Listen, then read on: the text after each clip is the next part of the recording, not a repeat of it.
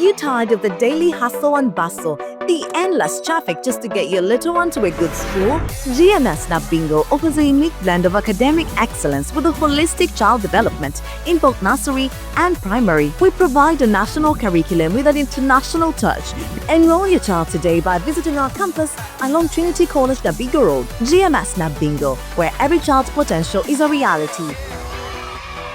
Because we care.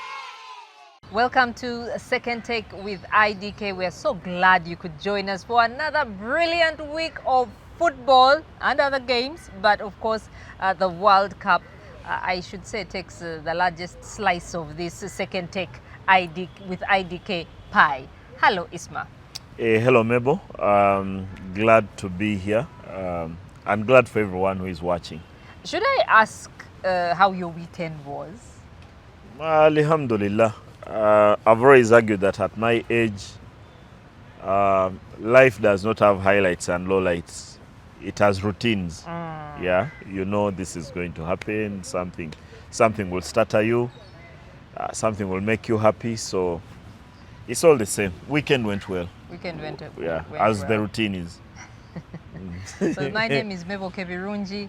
I am Ismail Dakaba Chigongo. And we are here bringing you Isma's other opinions about what transpired, and we are really talking a lot about the World Cup now. And we are proudly brought to you by GoTV and DSTV with 100 games, maybe 98 games left. Please, if you haven't yet gotten a decoder, you can get a decoder as low as 15,000 shillings. And you'll be able to watch the remaining games, and they are very exciting. I will start with a message though from Makuya Vicent, who says, thanks for the show, my people. My only issue so far has been with the hydration breaks. I feel they are anti-football and kill the vibe of the game. 3 minutes of just ads feels like the game is being played in 4 quarters. It might turn out to be the worst World Cup unless Argentina win it. I don't mind the latter part of that.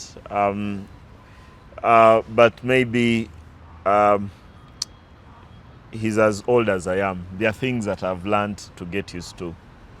The hydration breaks, I think they are welcome because I've even seen them in places as low as high as the Uganda Premier League. Yeah, during very hot weather, players are accorded a minute or 90 seconds or so to go to the touchline and grab some water or take some water.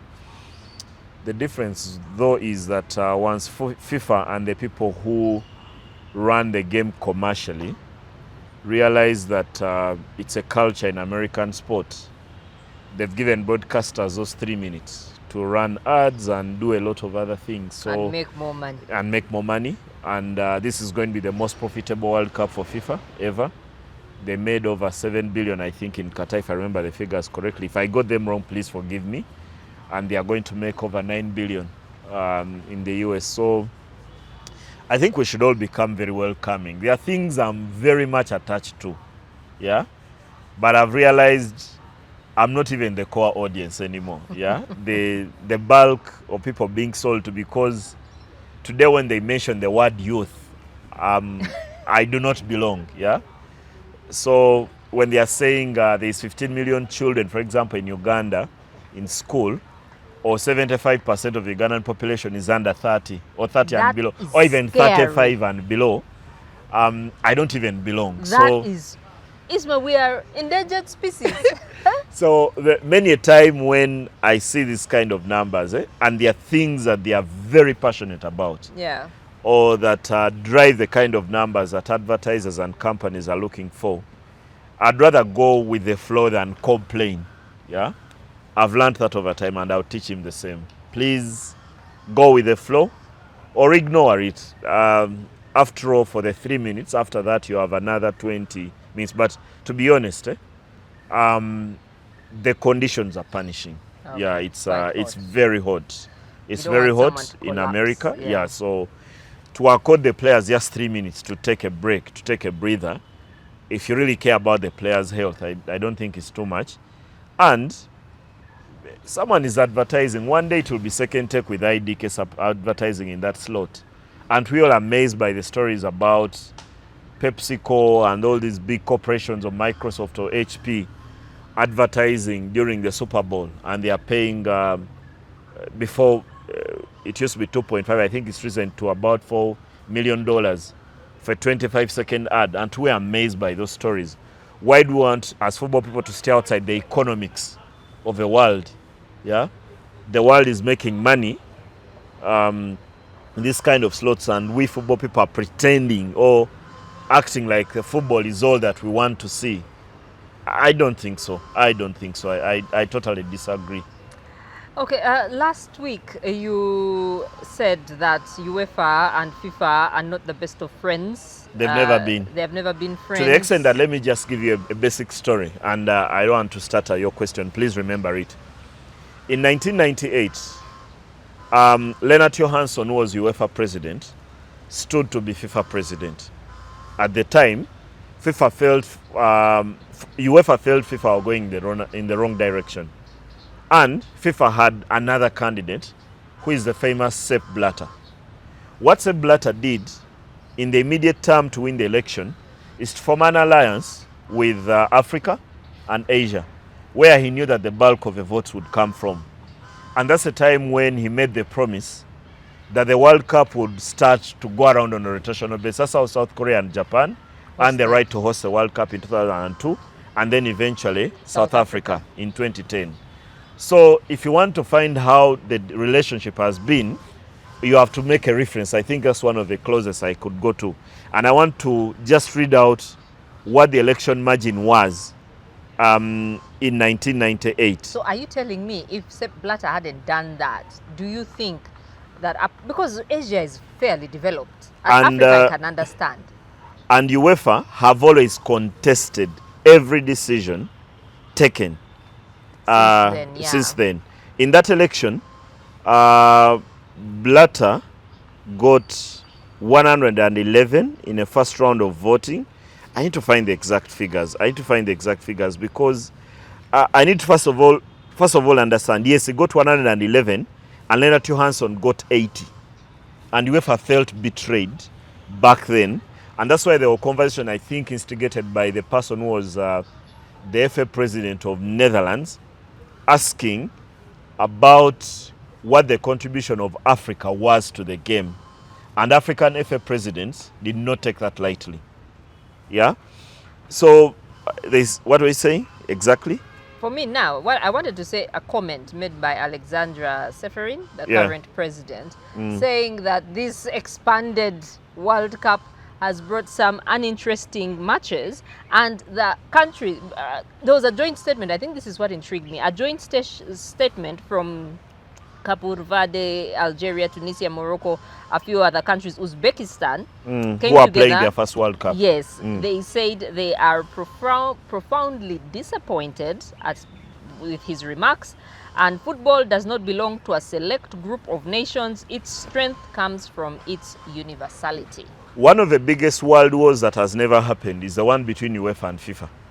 FIFA understood that the politics to be able to govern the game is to be more inclusive with the smaller nations. Now, a country that is like France or Germany or England or Spain or Portugal do not need much from FIFA. And remember, what they are saying now is an argument that Sepp Blatter made way back then, when he said, actually, I think the country used as an example was Sri Lanka. He said there is no difference between Sri Lanka and England. And the English were extremely offended by that statement. And I'm not even surprised. There is a very frosty, uneasy relationship. And for me, it's largely about money. UEFA are able to generate all kinds of resources that other continents cannot, without needing FIFA to do anything. Their Champions League is able to generate obscene amounts of money that FIFA can only dream of. That's why when FIFA decided to start the FIFA Club World Cup and expand it to 24 teams, the only opposition they faced was from UEFA. Because FIFA are trying to feed off a brand that UEFA feel have not invested in to build. UEFA feel they've invested a lot of money to build the brands. All clubs in Europe have invested. The Man Cities, the Real Madrid, and Barcelona's and all have invested a lot of money to build their brands, and now FIFA want to profit from that. So the relationship will never be a very good one until maybe there is a bit of parity or an understanding. And sometimes it's very shocking that someone like Gianni Infantino, the FIFA president, came out of UEFA. But I think after, because remember he used to be UEFA Secretary General or General Secretary, whichever General and Secretary, whichever one comes first. But when he joined FIFA, he realized you cannot play to the whims of a few privileged planned children, to decide the destiny of the game. Worldwide. That also matters to the Solomon Islands, to Vanuatu, to Curaçao, to all these smaller nations, but may never have the privileges that Europe has. So that's how the relationship has been. And there is a time, there was a FIFA Congress in Rwanda at some point, and Gianni Infantino was in Rwanda. Yeah. Do you know where Alexander Seferin was? No. He was in Kampala in Acholi quarters. Doing what? Our friend Rita Liguma has a foundation. Yeah? And it has helped many children out of very underprivileged communities, and Acholi quarters is one. The FIFA president was in a FIFA Congress in Kigali. Seferin was in Kampala with underprivileged children. If you do not get the message, then you do not understand what politics is. Wow. Yeah. So, but one more question before we start fully. Are you saying if Sepp Blatter probably hadn't been president, that we would only see the World Cup in Europe? Yes. And where? Yes. And America? I've actually argued, even in offices where people run the game, and people run the game in Uganda and across Africa, are very careful not to end up in the wrong books of who the FIFA president is at the time. But I do not think there is anyone who has contributed more to the game globally in our lifetime than Sepp Blatter. Okay. Remember, he joined FIFA, I think, as a lawyer back in 1975. Yeah. He joined in 1975, rose to become Secretary General of FIFA before he stood for FIFA president in 98. A vote that eventually was only swung because he had Africa voting on his side. Had he not vowed that the World Cup will go to Asia and Africa, it was going to remain a preserve of UEFA and at best maybe South America. Remember, there was even an election to hand the World Cup, to decide the host of the World Cup back in 2006. And the competitors then were South Africa, Morocco, and Germany, who got the final draw. Yeah, to the final vote rather. Because you had to raise a certain threshold before you're handed the rights to host. This is what happened. In the first round of voting, Morocco were knocked out. So we remained with two countries, Germany and South Africa. And the final vote would have been taken. By then the election was, the election to decide the host of the next World Cup was taken by the FIFA ExCom, which was, should be a 22-member body. And going into the final vote, Germany and South Africa were tied on 11 votes apiece. So there was supposed to be, when there's a tie, remember the FIFA president does not vote in an election. It's a bit like the Speaker of Parliament. Does not vote, but can influence the vote. You know how things work. So when they get to the final round, Blatter should have voted. And everyone knew, because he had made a case for Africa and Asia to host, had he voted in that election, South Africa would have hosted the World Cup in 2006 and not in 2010. What happens is that a delegate from New Zealand walked out before the final vote. And Germany won the vote 11-10 to host the World Cup in 2006. Did that person walk out deliberately? No one will ever know. He's never given an interview. And sometimes those who supported South Africa at the time have even accused the New Zealand delegate of having been bribed, of having been asked by UEFA to leave the room. And that's eventually how South Africa lost the vote to host the World Cup in 2006.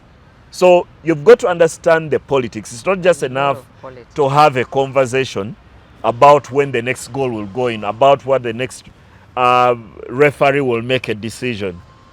There's a lot of interest.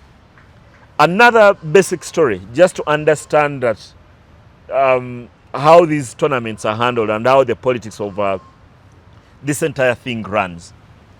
When Qatar bid to host the World Cup and eventually won the rights to host the World Cup, the Qatari FA president, through the Emir of Qatar, wanted a vote from France to enable them host the World Cup. Here is what they did. The Emir of Qatar met the French president, Emmanuel Macron, and promised to to have a business deal involving gas exports in order to get the vote, so that France would vote for Qatar. So it's a business transaction. So in the end, sometimes when I remember reading that story, that there was a negotiation around the trade of gas between Qatar and France for Qatar to get the French vote, I imagined that, okay, a Qatari FA president will talk to their president Museveni to talk to another president so that the vote is swung in their favor. Then I imagine an African FA president, if they are offered their cut of, let's say, $100,000 or 500, would they have a business interest thereafter for the country? They do not. So do not ever sit there and imagine that the world is run on the whims of just happiness and all. There is interests that have to be served. And I always have no problem if those interests are national. Now, I have no issue with that Qatar getting a vote from France because they are selling gas. But I remember there was someone, I think, from Qatar or West. I can see the man's face. He was, I think, taken to prison or something. He was charged. I remember he used to wear like a turban, but he was blackish, dark-skinned. I really remember his face. But anyway, let's talk about the opening ceremonies in Canada and America, in the USA. Sorry, was there what stood out for you? And I want to take the least amount of time to get through this because I wasn't too thrilled, especially the ceremony in Canada. The stadium was maybe 3/4 empty for that opening ceremony before the game between Canada and the Bosnia versus Bosnia and Herzegovina. The stadium was largely empty. I'm not an expert on music, but there's a lot of music that I understand or that I can listen to, and I have a very wide taste. Lately, one of the songs I'm playing the most on my phone is by Yondo Sister, from way back, with colored hair. So it wasn't very entertaining. The one in Canada, I thought even the stadium had too many red seats. Many people had stayed outside and came in once the game was starting, so wasn't too thrilling. Then the one before the game between US and Paraguay, remember all three countries have held separate opening ceremonies. I also didn't think was as exciting as I've seen some of the events happening in the USA. Eventually the football was very good because America played very well to beat Paraguay by 4-1 in the aftermath of the ceremony. But the ceremony itself, I have very high I have a very high ceiling for Katy Perry. What was she wearing? It didn't stick to my memory.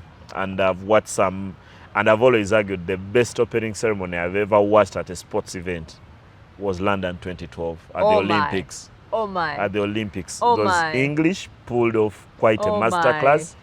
that was Mr. crowned. Bean. Yeah. Oh my! I have it in my James Bond, the Queen. The Queen, Oh, Spice Girls, it and then was- that finish Yeah. at the helicopter. Yeah. The Queen jumping out of the helicopter. And A Mr. Bean marvelous. still playing Yeah. on the. Oh, that was brilliant. That was really brilliant. Okay, let's talk about one of the most exciting games you were really looking forward to that early morning. Brazil, Morocco. Brazil a bit sluggish, would you say? And I was thinking the midfield also, Bruno, Casemiro. Yeah. things- We had a very lengthy debate in one of our episodes about what the midfield combination would be for Brazil. for yeah. Brazil, and Carlo Ancelotti chose to play Casemiro, Bruno Guimaraes, and Lucas Paqueta. And I thought they were taken to the cleaners for long periods in that game by a player who everyone is discussing globally now, Bouaddi, who was only playing his second, I think should be second game in a Moroccan jersey. He's only 18 and had played for the French under 21 before switching allegiance just before the World Cup. Actually, they had named him in their World Cup squad before they got clearance from FIFA that he would be eligible to play for Morocco. They were taken to the cleaners, I felt. And they only earned a measure of control, I think, when Fabinho came on for Casemiro in the second half. But the world has been waxing lyric about Bouaddi in that midfield. And of course, Onai, who had seen earlier, Onai actually had to come off. And I thought that's where the sluggishness starts. But also you've got to give Morocco a lot of credit. I think they've shown that they belong. And perhaps the world ranking should be a guiding light. I'm one of those who has said some very derogatory words about the FIFA world rankings. But for once, on a few occasions, they come and be able to paint a fair picture. Brazil are ranked number 6 by FIFA. Morocco are ranked number 7.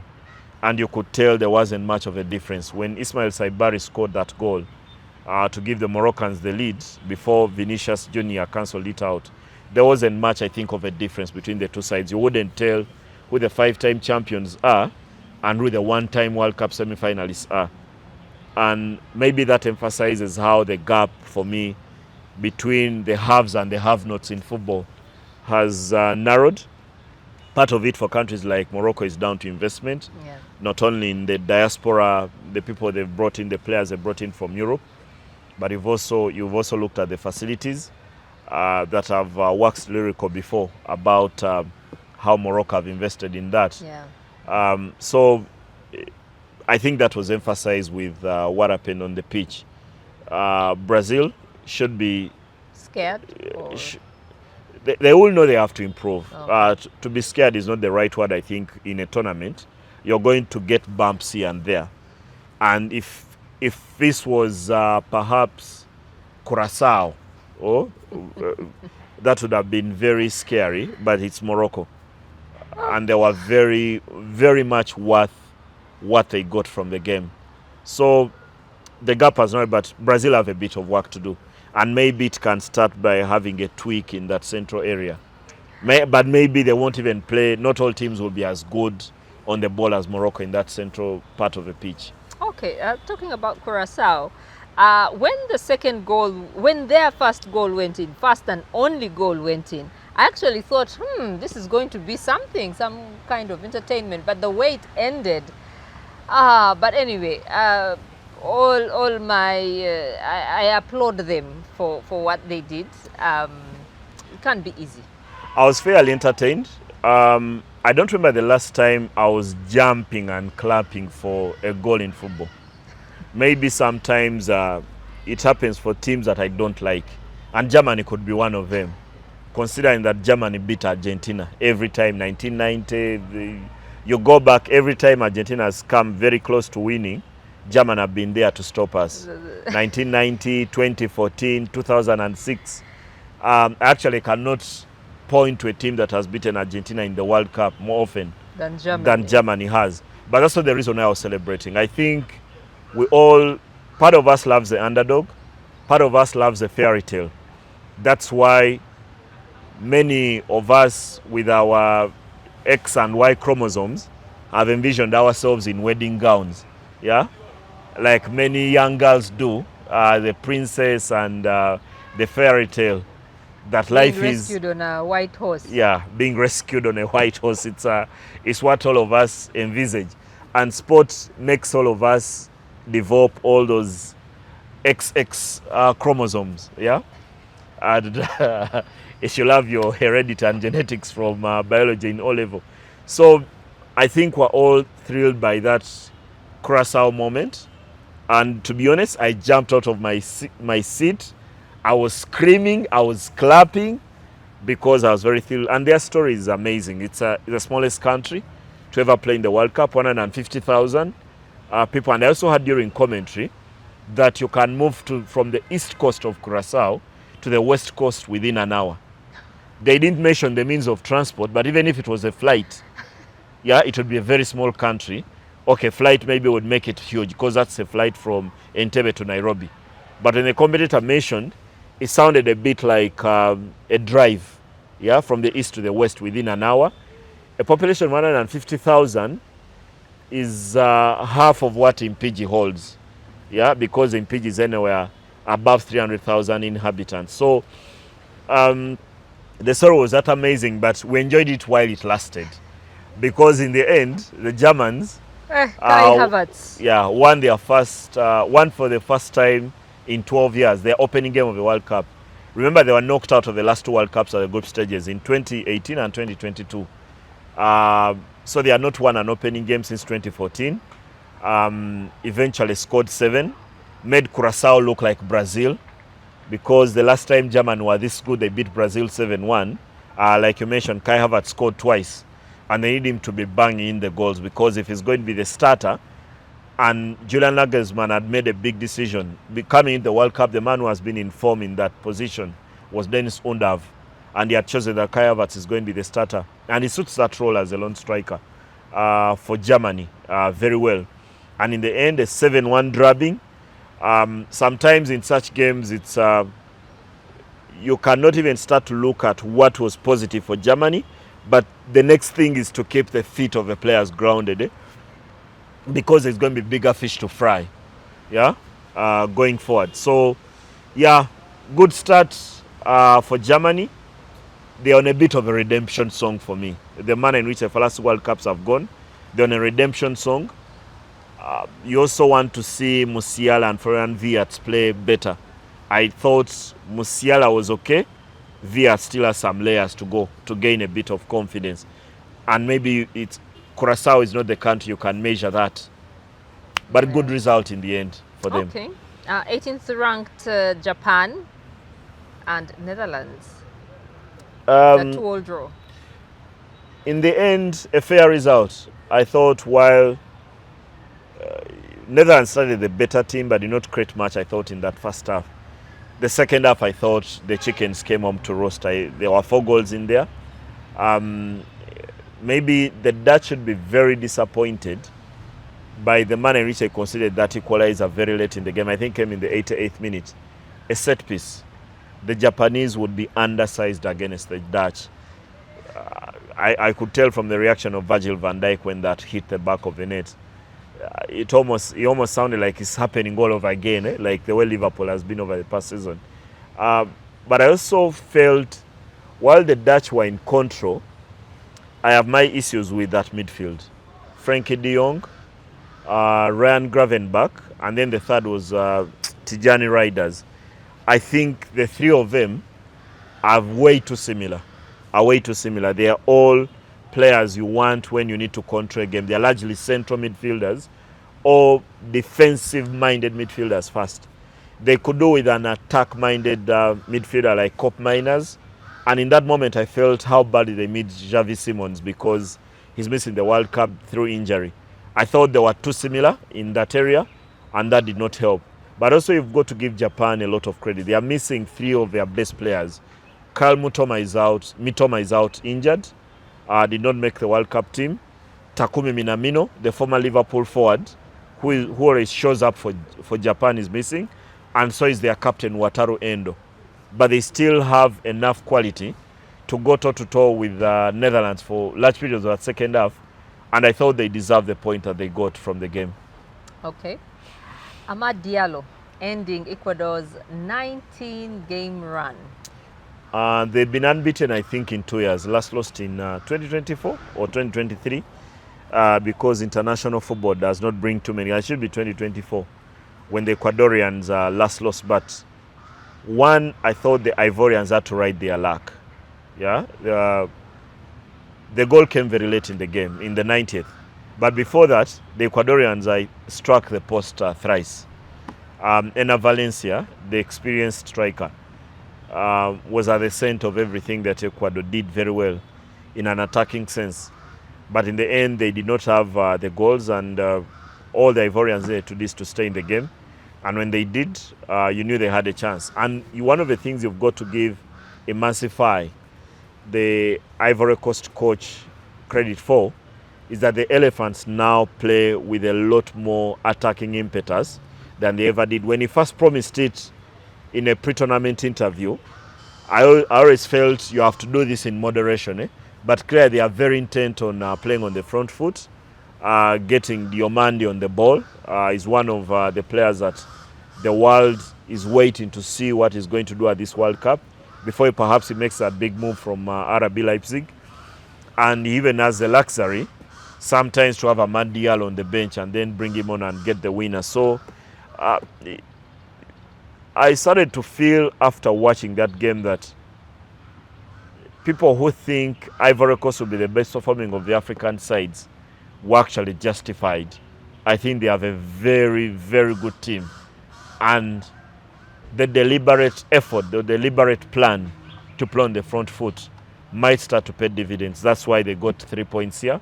And when you get 3 points at this World Cup, maybe you need one more to get to the next stage. And this could be one of the tougher games they'll play in the tournament because Ecuador is a very, very, very good team.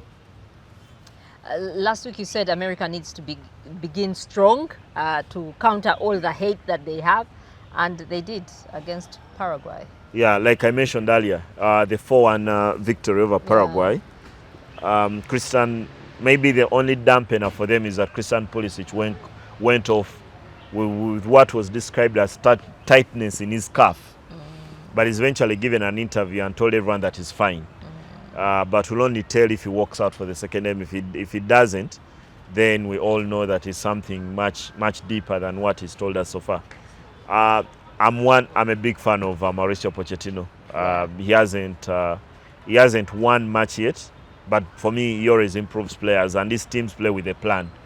I'm not one of those who's always waxing lyric about just coaches because they've won. After Di Matteo and Ancelotti have won titles, doesn't make them very, very good coaches. But the Americans, I thought they needed to start well, and they did, and people will be very interested because, like, when we get to one of the stories later on, they've been competing for attention with the New York Knicks over the past few weeks. And there are many people in New York who did not really care about what was happening in the World Cup. So it was very, very important for the Americans to start this well, and they did. Turkey, Australia's Turkey? Turkey have not been at this stage for a very, very long time. My generation would have watched Hakan Sukur and Omid Davala and Hassan Saz and Rek Barushtu and all these other players who did very well for the Turks. But these days they don't even qualify for the World Cup. So nice to see them back. Beaten in a situation that was, for me, a bit of smash and grab.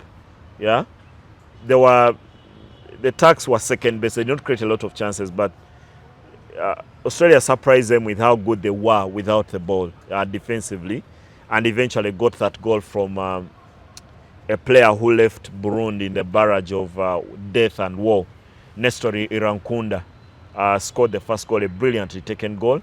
And also, for good measure, one of the players who came on is from Uganda, the Australian right back who wears shirt number 8, John Kato Geria. He actually comes from Maracha. I was speaking to one of our friends, Godfrey Drabe. He's a weekend monitor columnist, and he told me he actually knows where the family comes from, and he's visited Maracha. his birthplace in West Nile, more than once during the December festivities. So wow. he has quite a story. I think his father is called Moses Geria. Moses Geria left Uganda in the 1980s during the war on a student exchange program and did not return. Thereafter, he asked for asylum because there's an ongoing war in northern Uganda, and he was granted.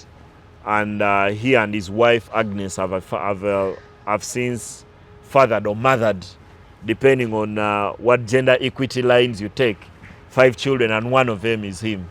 He's called John Katogeria, and he came on in that game. So if you're seeking a Ugandan connection at the World Cup, there was one. But Australia very much worth the result. And also maybe something I could finish with is that John Geria made his debut for Australia in 2024. Yeah. But before that, he had been first summoned to the team in 2016. Yeah, under Ange Postecoglou, the former Tottenham manager, when he coached the Australian national team. So he had waited 8 years for his next summon to the national team. He had played through the structures under 17, under 19, under 21 for Australia, but the opportunities did not come very quickly. Then he's included in the 26-man squad for the World Cup at a very young age of 33. So when you're seeking a Ugandan connection, there is one, but I thought Australia very good for the result.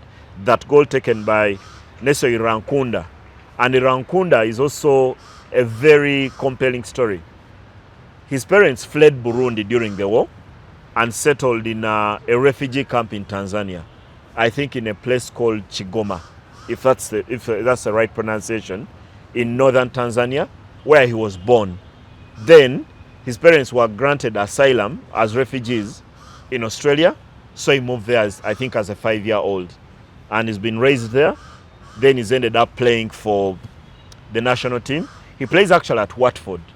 He plays for Watford in the championship, but grew up at the Bayern Munich Academy before he decided to leave and go get opportunities to play at Watford. So if there's a country that has benefited greatly from immigration, yeah, I think Australia is one.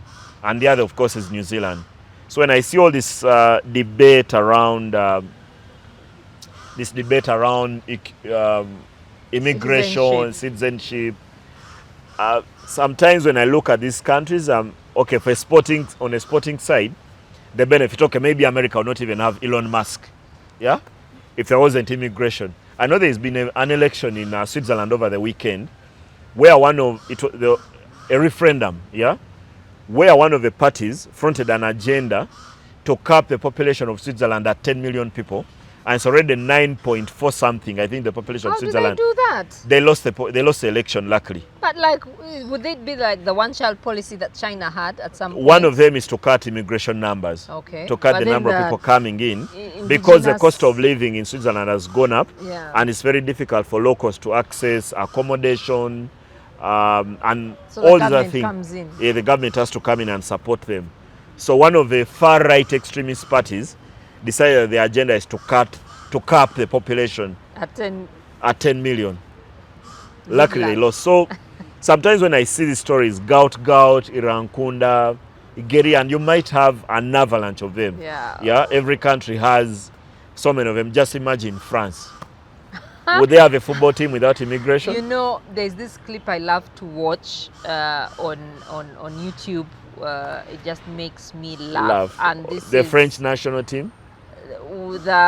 What's his name? The comedian from South Africa. Trevor Noah. Oh my goodness. Whose writer is actually Ugandan, yes, Joseph Opio. Who used to work at New Vision. Yes. Yeah. When he received a letter when he said the French the World Cup was won by Africa. Yeah. And the way he reads it, oh, I love that clip. He reads it and he says, I'm going to read it in French because with a French accent because I assume he wrote it that way. Oh, it's so funny. But speaking of migration, as we go on to the notable games that we're looking forward to this week, Thomas Partey has been denied a visa to Canada. One of the things, while we might argue that it's wrong, and you've been very candid and very extreme and on your annoyed feeling and hurt. and Yes. all the bad negative words about the world that you feel. I like the fact that Canada actually have a real reason. Yeah, in the Canadian law, you are not allowed to get into their country, whether granted a visa or not, or whether granted a visa, if you have an ongoing case in court in another country. Irrespective of how Now, innocent you are. Irrespective of how innocent you are, if you have a case, even if it's a driving under the influence in your country, that's how small. And I find DUI to be the smallest case in the world, because while I've not been arrested, I know many people who have, yeah, including Tiger Woods. And I want to mention my friends on this show for the benefit that I retain my friends. Canadian law does not allow anyone who has a pending unresolved court case in another country to get into Canada. You will be allowed, there is a discretion like there is with every law, that in case you present papers that the case is being resolved where you're being charged, then you are allowed in. Yeah? Now, at the point where Ghana apply for visas into Canada for their game against Panama, which is on Wednesday, Thomas Partey and the Ghanaian team administration did not attach copies that the rape case that he's facing in London is being resolved in a court of law. So Canada have every right to deny that. Luckily for him, they were allowed to appeal. But as we do this show, the results of that appeal are not known to us. Well, let's say that again. You're saying if the court case is ongoing, you have to present documents to show it is ongoing. It's ongoing from the judiciary of that country. Let's call this country he just Myanmar. Applied, because usually they ask those questions if you are a terrorist, yes. if you're what. Yeah, so you attach those documents. So he just said no. Did he lie? I don't know whether he lied in the visa application, but he's supposed to have gone to the Crown Court of London and speak something signed by the judges or the judge in charge of the case and attached, and the judge has written to the visa office saying, yes, Thomas Partey has a case in court, but this case is being resolved. That's what they wanted. So, and the Ghanaian FA did not attach that. So even if it's your case, Mabel, and you have a land dispute in Uganda, and one of the things we have in Uganda a lot is land cases. When you apply for a Canadian visa and you've been sued, please get that document from court saying, while there is a case here, it's being resolved. And court will be able to grant you that, then you can be able to travel. So where does this leave? Do you think he will be missed as they face Panama? They will miss him. To think of a Ghanaian midfield without Partey, and remember they're already missing Mohamed Kudus. And I think, so is, what's the other guy? The defender, Mohamed Salisu. Yeah, I think he's also out injured. So you do not want to go into a World Cup game, which for me is a must win, when you do not have one of your best players. And I can argue Thomas Partey has been one of Ghana's best players for a very, very, very long period of time. So they have to make changes in that area of the midfield.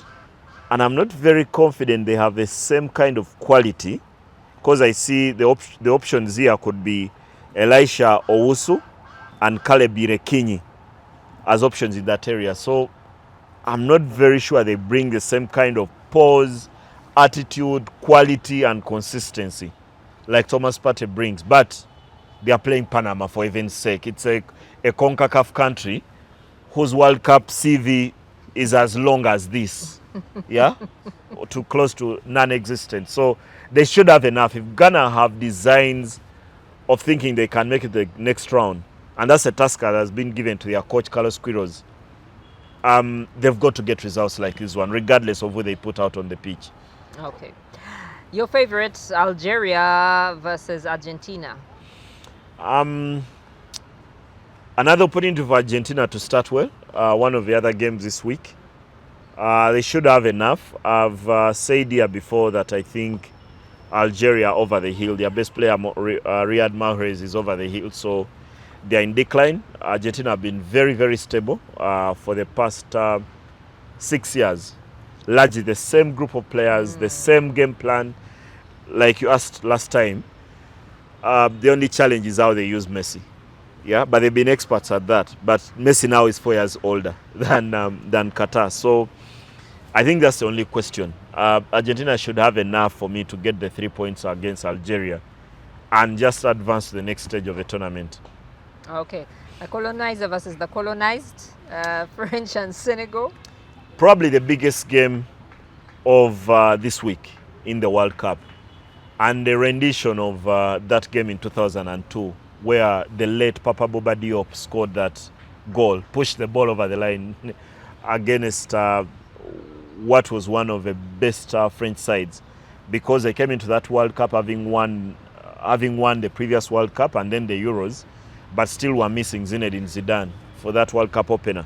But one of the greatest results, I think, in World Cup history, comparable to Cameroon beating Argentina in 1990 by that lone goal scored by Oman Biyik in 1990. Then it was repeated 12 years later by the Senegalese.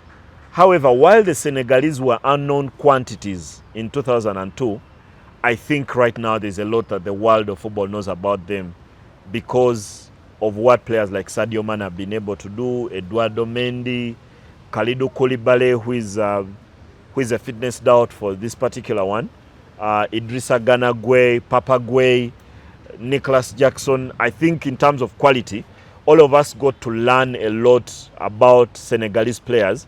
I think from around the AFCON of 2000 and 2002, the Salif Diaws and El Hadji Diof's generation. But these, all of us know a lot about them.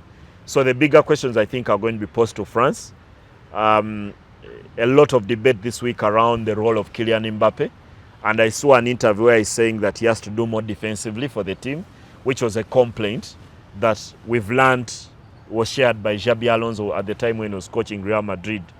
And all of us are very excited to see also what kind of team France put out, what kind of players they want to choose, because we can all say we think there will be Mbappe, Dembele and Michael Olise in that front area. What roles are going to take up and how much freedom are they going to have in terms of switching roles? But should be a cracker. This should be a cracker. As big as a World Cup group stage will offer. The French have a bit of revenge on their minds. They have to pay back for that 2002 story that the world has not yet buried all these many years later. So should be a very interesting game. For me, one of the biggest games of the group stages at this World Cup. Okay, we saw the very smart Congolese arrive in style into the US, and they play Portugal, who have a point to make. You know, when Mobutu Sese Seko, the biggest kleptocrat that Africa has seen, used to wear that leopard skin, it became almost a symbol of dictatorship, of the bad things about leadership. Of course, even Bokassa was wearing it in Central African Republic, where he also led for a very, very long time and named himself the life president before protests took him out of power. Now, to imagine that after all these years, Mobutu left power when, 1997? Yeah, I think it should be 1997, and eventually died 98 or 99 in Rabat. Now, it looked like that fashion was synonymous with Mobutu, and I think even many Congolese who were associated with him wore it, and those who didn't hated it because of him. All these years later, the Congolese wear it and people call them smart. I loved the bags. I mean, even those trolleys, some of them were that material. That's why I'm saying that when Mobutu was in charge, if you don't like dictatorship, you thought it was a symbol. All these years later, they wear it. Anyway, they are going to play their first World Cup game in 52 years. And the last, while every time I mention DRC, maybe until the history changes, you have to mention Mobutu, because the last time they were here was under Mobutu back in 1974. And that's their first qualification. They didn't return until they are here. They go up against one of the best Portuguese players. And I say players because I have not experienced a Portuguese team in my life. I've experienced very many good Portuguese players. Paulo Ferreira, Sergio Conceição, Ricardo Carvalho, Fernando Couto, Vita Baia, Paul Bento, Rui Costa, Figo, Pauleta, Nuno Gomez. Those were very good players. They never translated into a team. Now, they also have another crop of very good players. If you mention Nuno Mendes, Ruben Diaz, Vitinha, João Neves, Bruno Fernandes, and arguably the greatest goal scorer we have seen in our lifetime in Cristiano Ronaldo. And they have also these options off a bench because the team is that deep. You think about Pedro Neto and Rafael Leao and the kind of quality that they bring in those wide areas. But none of us can sit here and argue if we've ever seen a very good Portuguese team. This is an opportunity for Portugal to show up and show us that they're actually a football team. Not only for this game against DRC, but I think for the entire World Cup. Because I think they have enough in terms of quality to beat DRC. While I might be cheering for Sebastian Dos Sabri, with whom we've had a lot of conversations in the past when he coached Uganda, and he has a fairly good team because he's attracted Aaron Wan-Bissaka, who grew up at United. You have players like Chancel Mbemba, Cedric Bakambu, and all these other players, and Masuaku, who was previously played for West Ham. He has a decent or more than decent team, but you still imagine that for them, the story about this World Cup for them is returning after 52 years. Yeah. And for Portugal, is trying to win the World Cup. I've had so many people who think that outside of the teams that have won the World Cup before, Portugal have the best chance of winning because of the quality. They are saying, many people are saying the quality of their side. For me, I want to change that to the quality of their players, because I have not seen a very good Portuguese side. This is a time for Ronaldo and co to put their hand up, and the World Cup is going to be decided by the kind of role that Ronaldo plays. Yeah, if he plays as well as he can, and his contributions to the side are positive, because they can't be negative in his kind of situation, because sometimes he slows down the team, and it's only basic. He's 40 plus. And maybe he does not owe football anything, and neither does football owe him. He's only hungrier than many of us would be, yeah, and many footballers we've seen have been. So it's for me, it's a story that starts to unfold this week. Whether it's going to be a plus or a minus for them.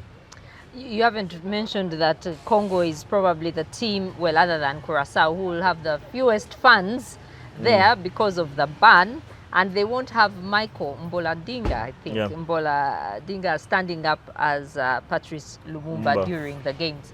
But let's move on. England versus Croatia. Whom do they play? I've seen an argument about the number 10, Bellingham or Morgan Rogers. Who does Mr. Thomas pick? I think he's going to pick Morgan Rogers. He's had a soft spot for him, to the extent that he's previously criticized Jude Bellingham publicly. Is he hard to work with? I think he has an ego. Tuko or Bellingham? Bellingham. I think he has an ego. If you've read some of the stories around the problems at Real Madrid, when they mention Vinicius and Mbappe, Bellingham is the third name that comes up every time. So, but sometimes I think with these stars, you just have to know how to manage them. Yeah, to make their ego, however it might be as big as a 2-storied building, but make them feel like it's a 30-storied building. And Thomas Tuchel, I think, has had to prove a point to him. From their previous game against Costa Rica, and one of the training sessions that has been reported, largely England will go out with the team that they played against Costa Rica. Saka sits, and Thomas Tuchel said that he's not 100% fit. Magwe, he sits too, so Madueke gets to start. Then you have Morgan Rogers come into the number 10 role instead of Jude Bellingham. And if he doesn't throw a tantrum, then it's okay. Because for me, it's normally, for these tournaments, they are too short. It's about the team. If the team is operating well, then there's no issues with that. This is the toughest of the games that England will play. Remember, they're in the same group that also has Ghana and Panama. Remember, their last meeting was at the 2018 World Cup in the semi-final, and Croatia won that. That late goal scored by, what was the striker? Ramaric, because all the names end with each. Yeah? Yeah, it was scored by an each very late in the game for Croatia to win and eventually go to the World Cup final for the first time. And Croatia, regardless of sometimes the players they put out, they tend to make a deep run. They were only knocked out in the semi-finals in '98 on their tournament debut by two headers scored by Lilian Thuram. Eventually, the only 2 goals Thuram ever scored for the French national team came in that World Cup semi-final against Croatia. But here is, with the thing I've already said with about Eastern European sides, that technically they will not struggle to keep and caress the ball, which England have to deal with.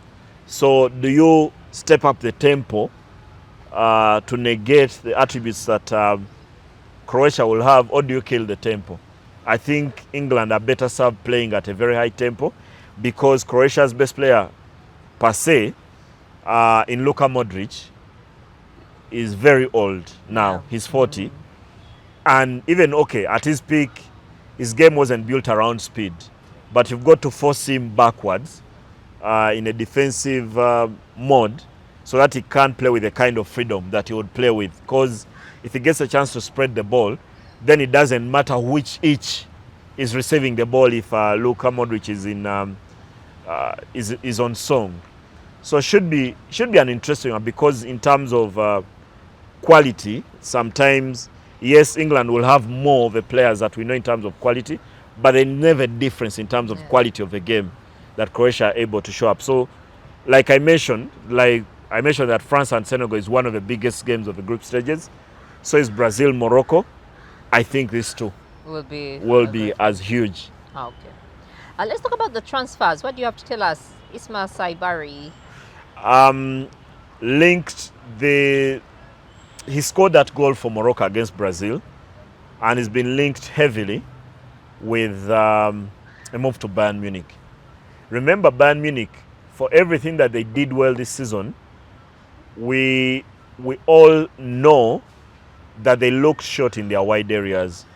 Outside of Kivicha Kvaratskhelia, outside of Luis Diaz and Michael Olise, I almost jumped to PSG. They do not have cover in those areas. So the extent that even when the level of performance of the two wingers, Michael Olise and Luis Diaz, dropped, Bayern did not have options.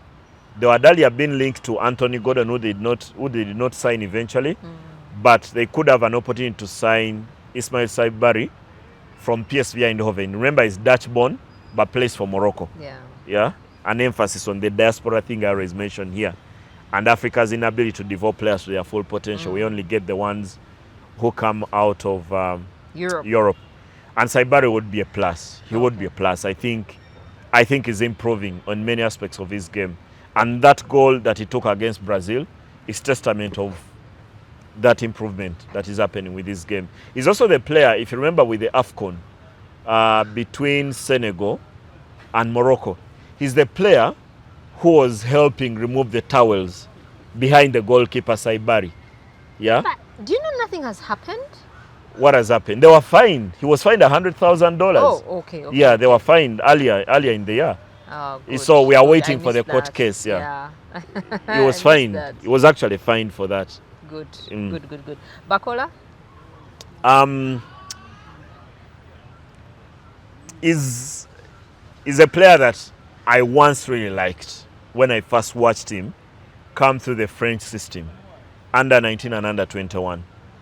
And when he first walked into that PSG team, because he got his minutes before the doers and before Kivicha Kvaratskhelia came in, and Dembele. Then eventually, when PSG wanted to go on another level, they dropped him and he's now a bench player. So there's been links that he's going to leave, and he's been taunted. He's been linked with a move to either Arsenal or Liverpool. Who will do with a player in that wide area? What I'm not certain of is whether that player is Barcola. The talent has always been there, and like I mentioned when I first watched him, it was amazing. He had so many pluses, but he seems to have stagnated over the recent past. And sometimes those come from attitude and hunger. Yeah?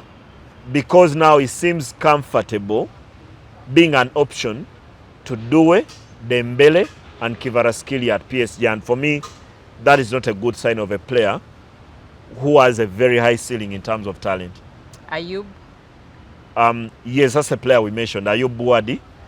After that performance for Morocco against Brazil, the 18-year-old who is playing his football at Lille and actually made his debut in the French League at the age of 16. So even at 18 years, 2 years of experience at the top level in Europe, he's been linked with a move to two sides. One, Arsenal, the other should be Barcelona. And there's also talk of Bayern Munich, who also would, I think Bayern would also do with an extra midfielder. I mentioned Saibari, but I think they would also do with an extra midfielder in that area where they have Pavlovic and Kimmich, considering that they've let Leon Goretzka go at the end of this season. So Ayub Bouaddi is another to watch out for. And I can imagine if he goes and has another performance, the transfer fee that is being quoted of £60 million will shoot through the roof. And at 18, if he gets a big move for me, would be quite a plus for Moroccan football. Alphonse Davies? The Bayern Munich Canada player did not play actually in the first game for Canada against Bosnia because he came in the World Cup with an injury. But he's been linked with a move away from the club. Many reports have been mentioning Real Madrid. I'm not very sure now that Real Madrid would sign him, considering they've signed Marco Correa from Chelsea for a fee anywhere close to 60 million euros or 51 million pounds. But Alphonso Davies has remained in the news despite an injury-ravaged season at Bayern Munich. Wait to see how that unfolds, because Bayern have wanted him to stay, but he's not made a long-term commitment because his contract, I think, runs out in 2 years. And they wanted him to extend and commit to the club longer. But he and his team seem like they sense they need a new challenge. He's done everything at Bayern because he's a player who made his debut, I think, at 17 and has been there for 10 years. He's won the Champions League, he's won multiple league titles in Germany, and maybe a new challenge would be very enticing for him at this point. Ndiaye? Iliman Ndiaye, the player who is at Everton, should be one of those that we should be excited to watch in that game between France and Senegal. Another link to Tottenham and Arsenal. Yeah, Iliman Ndiaye. One of the things he said in an interview, that he sees things in a PlayStation and wants to try them out on the pitch. So he's a bit of the PlayStation footballer. But I think he's had a very good season at Everton. Eventually they did not meet their target of gaining European football. So when a chance to play in Europe comes, it's going to be very hard for Everton to stop him. I think he'll walk away. Okay. We've talked about Rashford a lot, but we still have to mention him today. What's the latest? Linked with Arsenal. And Arsenal need a left-sided forward because the productivity of Martinelli and Leandro Trossard wasn't very good last season. So Arteta has to make a decision. Does he still stick with them, or does he go and sign someone else for that position? Of course, he's in his late 20s now. He's 28.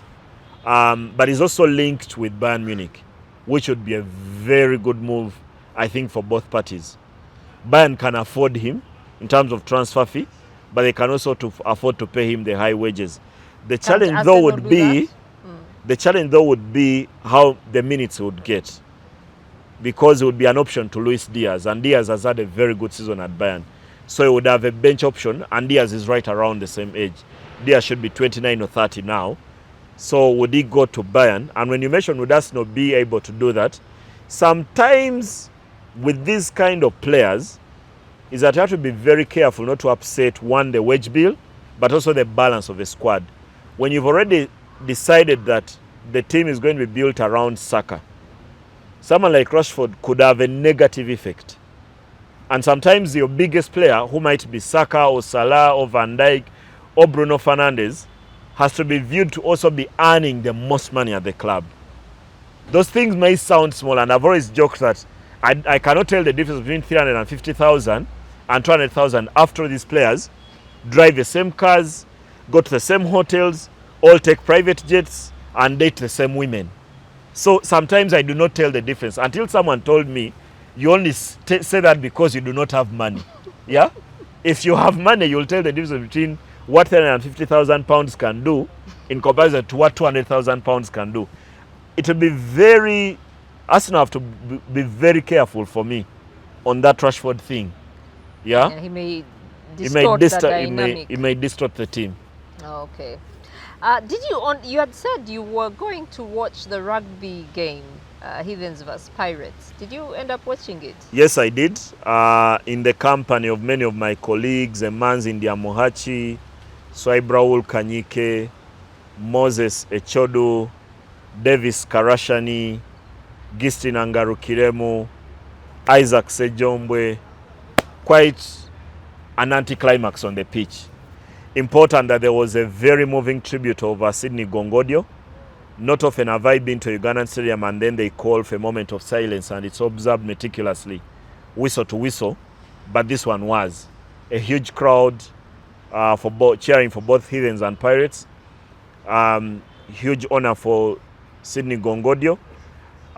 What did they do? Did they have something like on? No, they observed the minute of silence from whistle to whistle, and I think Pirates will do a lot more at Kings Park over the next years or so. And maybe they will do more for the second leg that will come up on Saturday. Then eventually the game starts. The game was a bit of a letdown.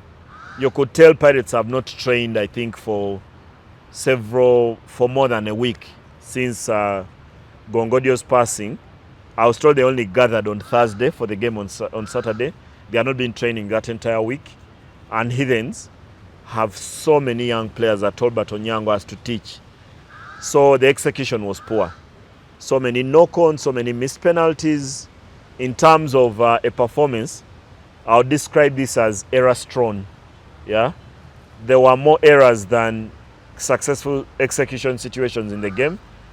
But you'd almost understand. But in the end, Pirates win the game 15-3. So they have an advantage going into the second leg. Yeah, but both teams have to improve, I think, for me, in execution. Heathens have had some very good opportunities to score tries, including a knock-on inside the 5. But they did not execute on the chances they had to score that try. And they deserve to score at least one try on the day. But the execution is still very poor. And that comes with very young players. And the coach Robert Onyang and his team Alex Mubiru would know that there's a lot of work to do to get these players from a level where they are to a level where they can compete in the top division in rugby. You said the game was a bit, lackluster, Yeah. if that's the word I can use. Would you also Olakadaisko. I'm seeing you're pulling out all your language. Would you say that was the same about basketball, the best of New York, but probably not the best basketball game you've ever seen? Yeah. But it's been a theme of the series, and I've been very disappointed in San Antonio Spurs because, I have a soft spot, more than soft. I have a silicone spot. Did they give the title away? Yeah, I think they did. I have a silicone From the spot other for game where they Victor were, Wembanyama. Leading by 29 points. Yeah, they led by 29 in game 4 and found a way to lose. This they led by as many as 16 and still found a way to lose. I could actually almost sense they were going to lose because in this series, save for the one game they've won, they've led by double figures and thrown away those leads and lost the games. So I wasn't very surprised that they did. But history is written by the victors of war, and New York Knicks should enjoy their story, especially the MVP Jalen Brunson. Remember I told you a story here of his father being waived. Yes. His father being waived by the Philadelphia 76ers in 2006 and leaving the training facility and sitting there sobbing with his son who was at the time a 9-year-old because Brunson is now 29, and both father and son were crying. And Jalen Brunson was not even drafted in the first round when eventually drafted by Dallas Mavericks in that 2018 draft where DeAndre Ayton went as number 1 and Luka Doncic I think was number 3. Brunson was only drafted at 33 and now he has a championship. And he scored 45 points in that game, including 29 in the second half, to ensure that New York Knicks won their first championship since 1973, which is 53 years ago. Like I've stated repeatedly, Mabel was not here, neither was I here. You said even last week your parents were not yet married. Yeah, but they were not even together. Actually, my parents' eldest child was not born either. So the kind of baggage that Jalen Brunson has taken off New York is so huge. That's why, like I mentioned earlier when we were talking the World Cup, that the party in New York was much bigger for the Knicks even before the parade, which is happening on Thursday this week, than it was for any World Cup game. And actually, Knicks fans were singing in the streets that they do not care about the World Cup. That's what I want to talk to you about. First of all, I don't know why they're doing it on a Thursday. Maybe you can tell me why they're doing it on a Thursday. The mayor says so. The Former city- Daily Monitor Zora and Mamdani, Mamdani. yeah, say the party will be the parade will be on Thursday. The city erupted, but tell me the violence And you with know- these World Cup buses. Why And did you they know destroy them? and where the Madison Square Garden, which we call the mecca of basketball, it Yeah. can be blasphemous. Yeah, it depends on what way you view religion. The Madison Square Garden is only 10 kilometers from where the Brazil-Morocco game was happening, but there was a party at the Madison Square Garden while the team was away in San Antonio. So there's always been anger around the World Cup. So there were buses that were supposed to transport Anger, why? people from the stadium to the train station, which is at outside the Madison Square Garden. And so when they see these buses and they cannot use them, and they are being told these buses are only for fans with tickets to the World Cup game, which is 10 kilometers away, and the youth were like, wait a minute, we'll ban these. Those buses are complimentary, yeah? Yeah. Because I think I heard about the transport fare Yeah. being, It's obscene. People are paying anywhere over $100 to get to a game. That's 370,000, So what would this which would be the equivalent of 2 weeks transport in New York. So, and you're using that for just one match day. rich people's problems? That- to but the extent was that- very To the extent that Germany, for example, the players are paying for buses for 600 fans to one of their games, I think later on. The game against, what group is that? Because Germany have played Curaçao. One of the games in their group, yeah, they are paying for 600 fans to travel to their game, players, just to ensure that these fans spend less on their transport. And America is already not a cheap country. So No, it's not cheap. to imagine that you're even paying more, it's going to be very difficult for many people. Well, let's talk about basketball here and the non-Blazers finishing as seed 1. Yeah, the regular season is done in Uganda, finished at the weekend. And predictably, the Namungo Blazers will be seed 1. And then the City Oilers, the team they dethroned for the championship last year, will be seed 2. But the league has been divided. There's a league where City Oilers and Namungo are playing number 1 and 2, and they'll end up playing the final. Then there is Res Life. Then the rest of the league is fighting relegation, yeah, because the rest of the teams are not competing at the same level. And you could say that's the same even for the women's division, where the 4-time champions, the JK Lady Dolphins, have been struggling. But on the other side, the UC Lady Cannons have also sealed seed 1 for the women.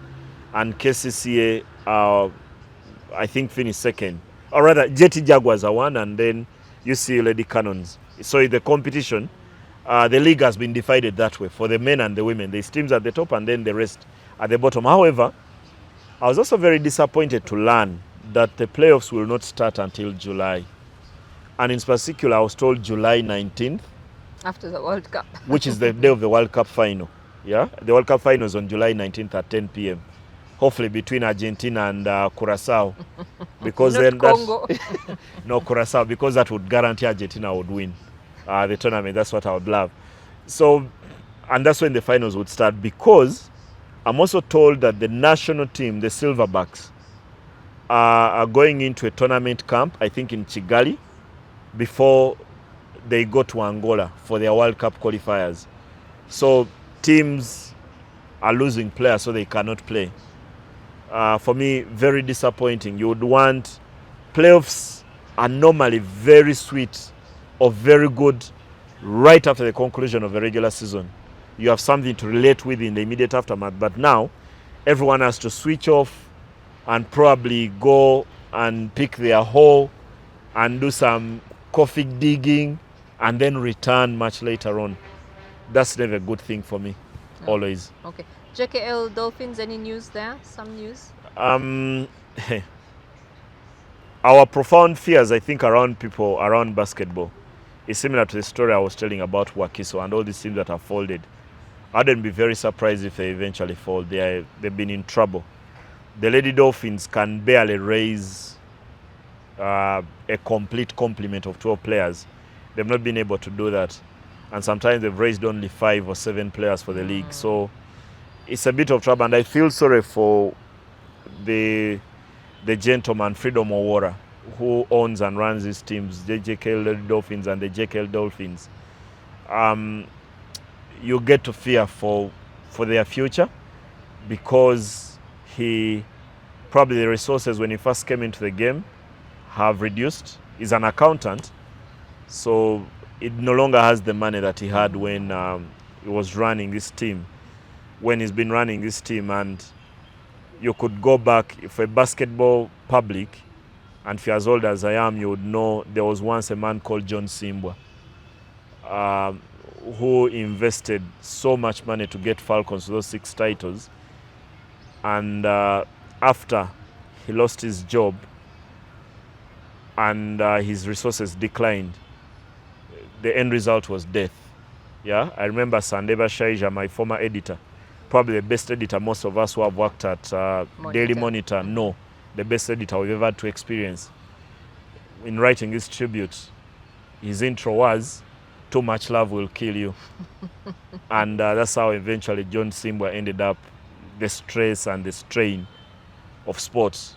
That's how he ended up dead. So sometimes I have a profound fear, and for me the worry always goes back to sustainability. Sustainability for me Quite has got to be unfortunate.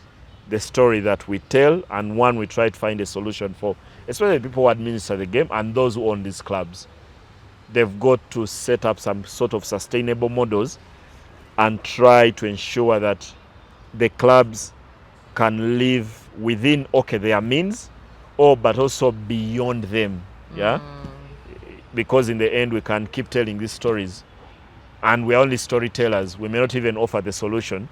A few years ago, someone told me that in the world there are 3 sets of people: those who invent, yeah, Steve Jobs and all; those who implement, the employees at Google; and those who criticize, the journalists. So you can choose which part of life you can be part of. Okay. And I think that ties in as we end, why we should care. People who are criticizers, why should we take note of the Mutyaba group against FUFA? On June 23rd, I'll have my internet in a very good spot, because last week, the group that many of you would know, and we've mentioned on this show before, the former Uganda Cranes winger, Mike or Sulaiman Mutyaba, depends on how long you've known him, issued an ultimatum to FUFA and Moses Magogo in particular, that they must pay all the people they owe money and vacate office within 14 days. So I inquired and I'd done the math, and the 14 days would come up very quicker. And then I was told that they're actually 14 working days. They've written to police, and in particular the Inspector General of Police, that on June 23rd, people who do not agree with the direction that Ugandan football is taking and the leadership of Moses Magogo will hold a peaceful demonstration that will be headed to Mengo at FUFA House. So I'm looking forward to that and to see where the story will eventually end up. And I've been here on the show, and I've mentioned that I think there are things that are not going right with FUFA. Anything to do with his wife, Triple A? What they are mentioning is not exactly that. They say players do not receive their due money from FUFA. And this money, of course, is not made public. We are not a country that mentions that Jalen Brunson makes $37 million a year. Yeah? I do not want you to know how much I earn. Neither am I interested to know how much you earn. I'm just very lucky to know that you've not stolen that money from my pocket. So, FUFA will already say they've paid. And players sign some kind of deed. They have, I think, a document for conduct where there is no financial disclosure is one of those. So, it's one of the things they've mentioned. I watched their press conference, and there was also Gibi Kaule and George Semogere and a few other people, including Major Chigundu, who has put out his hat and wants to be FUFA president. I wouldn't vote him, but I'm not a delegate. But they've put their terms on the table. For me, that's an important thing. They put their terms on the table. And one of the things they mentioned at the press conference is that there isn't enough ex-players involved in the preparations for the AFCON. When I heard that, my mind was saying, Bino bya mugati. Yeah, Bino bya kulia. Yeah, it's about sharing the cake. And for me, that's what leadership is about. For me, leadership is about sharing the cake. And that's what these guys are talking about. Sharing the cake equally, or? Equally may not be the word, because we'll never share equally. Sharing the cake. Many people feel they are not sharing enough of what football has been able to get from government, the 17 billion, and CAF and FIFA and all these kind of resources. And I also mentioned on this show that one of the criticisms that people have of the former President Moses Magogo, and I've realized, is that because he has risen up in the circles of NRM and is the NRM chairperson of Buyende, people do not think they still have the power to hold him to account. Yeah? That even the offices where you'll go to table a case, let's say IGG or all these offices across Uganda and Parliament in the past, when the wife was Speaker, is that they are going to call him first before they even listen to you. And many people believe even that happened with the case involving Alan Sewanyana when he reported that case of ticketing to CID, and eventually it got nowhere. Sometimes I think the criticism is around that. He also that wants he became, to stand, I think. So. I wouldn't vote him either. But there are people I would vote, yeah, if they stood.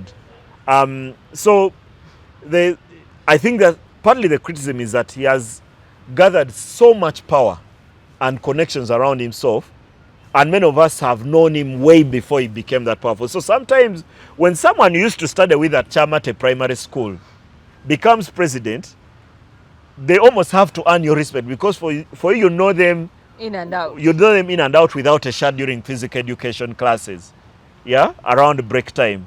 The same way the girls that we used to play with in PE, yeah, in P1 and P2, they always view them even when they've gained all this silicone on them. It's totally different. Yeah, we do not elevate them to that level of the other women we've seen. So sometimes for me it's down to that.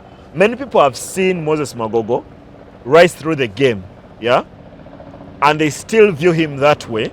So it does not sit well with them that he attained all this power and now they can no longer touch him. Yeah, that is totally different.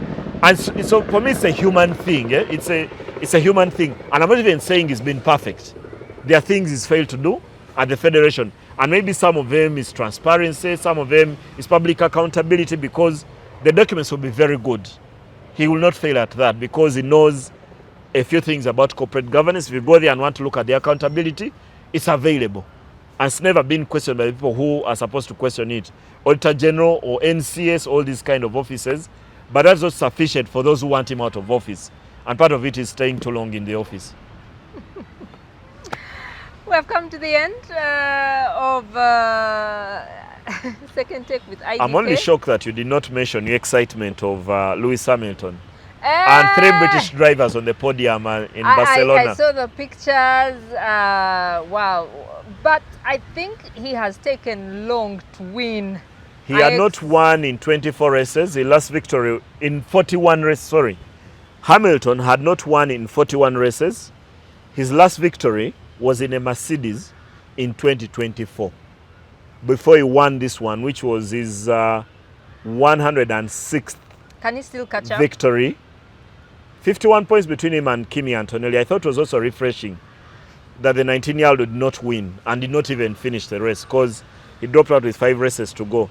Yes, he can. Hamilton can. You cannot doubt a 7-time world champion who is won more races than everyone we've ever known. Yeah, because it's 106. The others are still way behind.